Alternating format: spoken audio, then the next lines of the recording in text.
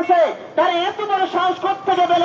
আমরা অতি সত্বর বাংলাদেশ সরকার বাহাদুরের কাছে আমরা আবদার জানাই, এটা সারা বাংলাদেশের 92 লাখ মুসলমানের প্রাণের দাবি, হৃদয়ের দাবি। বাংলার মাটিতে প্রতিটা মানুষের প্রতিটা মুসলমানের কাছে যেমনি ভাবে প্রতিটা ধর্মের লোক নিরাপদ, আমরাও চাই ইসলাম শান্তির ধর্ম, সকলে মিলেমিশে সুন্দরভাবে বসবাস করবে। কিন্তু যারা উগ্রতা ছড়ায়, যারা ষড়যন্ত্রে লিপ্ত আছে, তাদেরকে অতি দ্রুত দৃষ্টান্তমূলক শাস্তি আওতায় আনতে হবে। কথা বলেন ঠিক কিনা? আমরা আজকের এই প্রতিবাদ, শান্তিপূর্ণ প্রতিবাদকে আমি স্বাগত জানাই, ধন্যবাদ জানাই।